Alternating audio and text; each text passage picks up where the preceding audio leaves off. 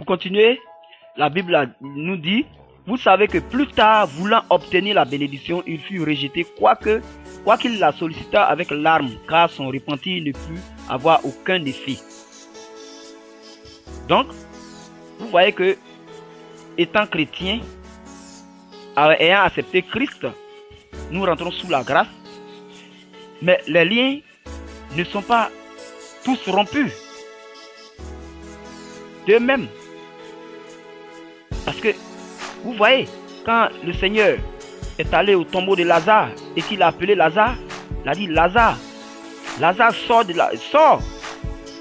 Lazare s'est levé de lui-même de la tombe, mais il ne pouvait marcher. Christ a dû dire aux hommes qui étaient là, déliez-le et laissez-le aller. Lazare a retrouvé la vie, mais il fallait maintenant qu'il marche. Il fallait maintenant qu'il soit mobile. Donc il fallait là le délivrer. Ses yeux étaient ouverts, son cœur battait à nouveau, il était vivant, il a retrouvé toute sa personnalité, mais il était lié par les bandes. Donc, beaucoup de chrétiens aujourd'hui ont accepté le Seigneur, mais ils sont sous l'emprise de certaines malédictions.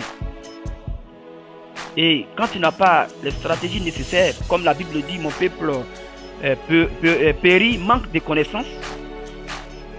Et quand tu n'as pas certaines stratégies pour briser ces liens, pour te détacher de ces liens, la souffrance demeure. Et voilà pourquoi le Seigneur m'inspire ce matin à donner ces exhortations pour amener chacun, pour celui qui est encore ignorant, une voie, en tout cas à suivre pour sa propre délivrance, pour son auto-délivrance. Donc, voilà, quoique son repenti, quoi qu'il pleura et sollicita avec vraiment insistance, avec larmes, son repenti n'a eu aucun effet. Parce qu'avant, c'était sous la loi, et la loi était ferme, la loi était physique, pratique, et en même temps spirituelle. Et donc, les conséquences, on les payait là. Les pleurs ne pouvaient rien changer. Mais aujourd'hui, nous sommes sous la grâce. Et quand tu sais en qui tu as cru, et que tu sais ce que vaut le sang de celui en qui tu as cru, le sang de Jésus-Christ, et que tu sais appliquer la parole, je pense que ta délivrance est sans effort. Il a dit, par maître si vous êtes guéri, que le châtiment qui donne la paix est tombé sur moi. En prononçant ces simples paroles déjà, ce sont des malédictions que tu es en train de briser. Et pour aller un peu plus loin, nous allons aller dans le livre de Colossiens. Excusez-moi. Colossiens 2, chapitre 13 à 15 si vous voulez. Vous qui étiez morts par vos offenses et par l'incirconcision de vos chairs, il vous a rendus à la vie avec lui, en nous faisant grâce pour toutes nos offenses. Oui, c'est une bonne nouvelle. Il a effacé l'acte dont les ordonnances nous condamnaient et qui subsistait contre nous. Il l'a détruit en le clouant à la croix. Il a dépouillé les dominations et les autorités et les a livrées publiquement en spectacle en triomphant d'elles par la croix. Voilà, c'est clair. L'acte dont les ordonnances nous condamnaient. Parce que la malédiction des sceaux, si Christ était venu trouver cette malédiction, il pouvait être délivré en s'appliquant à la parole de Christ, simplement. Parce que la grâce était venue. La grâce d'être délivré. Le sang de Jésus-Christ qui efface tout péché était descendu. Et alors, il serait délivré. Mais malheureusement, c'est après lui que Christ est venu. Vous qui étiez morts par vos offenses et par l'incirconcision de votre chair, il vous a rendu à la vie avec lui en nous faisant grâce pour toutes nos offenses. Donc aujourd'hui, toi chrétien qui es influencé par une malédiction quelconque, et si tu ne le sais pas, tu pourrais être influencé. Nous voyons aujourd'hui, je peux descendre dans les différents départements de la malédiction. Il y a des personnes qui sont influencées par la malédiction de la pauvreté. Il y a des personnes qui sont influencées par la malédiction de la stérilité ou bien du mariage. Il y a plusieurs formes de malédiction selon les pactes que nos parents ont tissés avec le diable. Ils n'ont pas tissé ce pacte pour nous faire tort, pour nous faire souffrir, pour faire souffrir leur progéniture, non. Mais pour avoir une vie meilleure d'après eux, étant ignorants.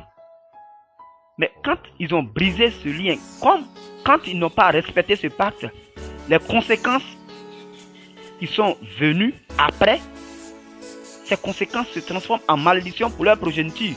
Ces conséquences se sont transformées en malédiction pour eux-mêmes, mais aussi pour leur progéniture. Donc, étant devenus chrétiens, nous avons besoin maintenant de briser. Nous avons besoin maintenant de rappeler à ces démons qui sont dans ces différents secteurs d'activité, dans ces différents secteurs de malédiction, de nous quitter parce que nous en avons le droit de les chasser parce qu'ils n'ont plus autorité.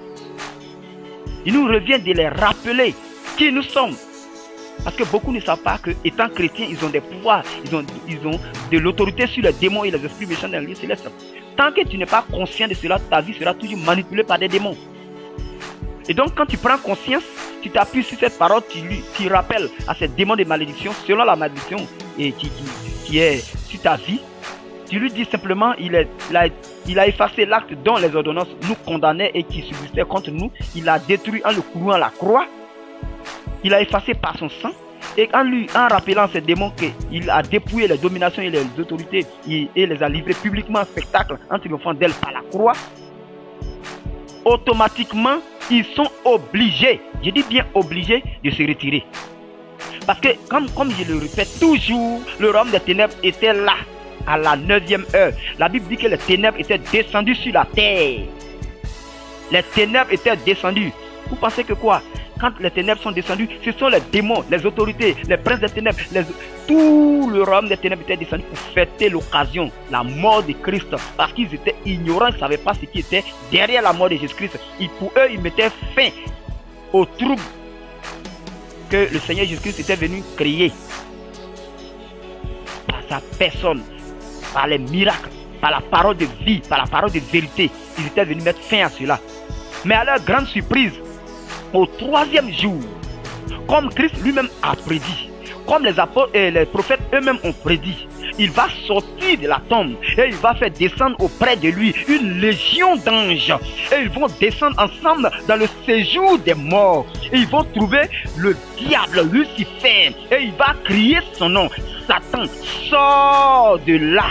Viens t'incliner. Ton heure est arrivée. Il va agenouiller Satan devant les dominations, devant les autorités, devant les principautés, devant les princes des ténèbres. Il va l'agenouiller et il va faire coucher tous les démons face contre terre. Une manière de montrer son autorité dans le royaume des ténèbres. Et la Bible nous dit, là, il l'a fait sortir des captifs. Il l'a envoyé vers lui. Il est monté vers le Père avec des captifs qui n'avaient pas leur place dans le séjour des morts. Et la Bible nous dit, il a fait don aux hommes. Le don qu'il a fait aux hommes, les dons qu'il a fait aux hommes, ce sont les dons de guérison, les dons de miracles, les dons de puissance, les dons d'être délivré, les dons d'être guéri, les dons d'avoir, les dons d'autorité sur les démons. Voilà pourquoi il a dit, voici les miracles. Voici ceux qui auront cru en mon nom feront les choses que j'ai faites, mais ils en feront de plus grandes. Si les démons fuyaient quand Christ venait, même avant qu'il ne prononce une parole dans la rue, les démons s'inclinaient devant le passage de Christ. Ces démons-là ont aussi le devoir de s'incliner quand il passe, parce qu'il a dit que nous ferons ce que lui, Christ, il a fait, mais nous en ferons de plus grandes. Donc cette autorité doit être ton partage. Mais quand tu ne le sais pas, le démon va te manipuler. Mais quand tu prends conscience qu'il n'a pas l'autorisation de te manipuler, qu'il ne doit même pas t'approcher, qu'il ne doit pas te toucher, quand tu es conscient de cela et que réellement ton âme illumine cette connaissance, les démons ne peuvent t'approcher parce que tu as une terreur pour eux, tu as un feu dévorant pour eux, bien-aimés. Il faut que nous nous saisissions. Il faut que nous sortions de notre ignorance. Descends avec ces versets au séjour des morts. Tu dis, démons de malédiction, de pauvreté, démons de malédiction, de mariage, démons de malédiction, de stérilité, au nom de Jésus-Christ, je descends dans le séjour des morts et je prends la liste noire Je prends la liste noire des malédictions sur laquelle est inscrit mon nom à partir des pactes signés par mes parents, par mes aïeux. J'essuie mon nom, j'efface mon nom par le sang de l'agneau et je jette cette liste dans le feu dévorant de la géhenne. À compter d'aujourd'hui, je récupère tous mes biens enterrés sous cette malédiction et je ressors du séjour des morts. Bien-aimé, si tu le fais, tu béniras le Seigneur parce qu'il nous a fait don. Don, ce don parle de l'autorité sur les démons, parle des dons spirituels, parle de la grâce du salut. Amen.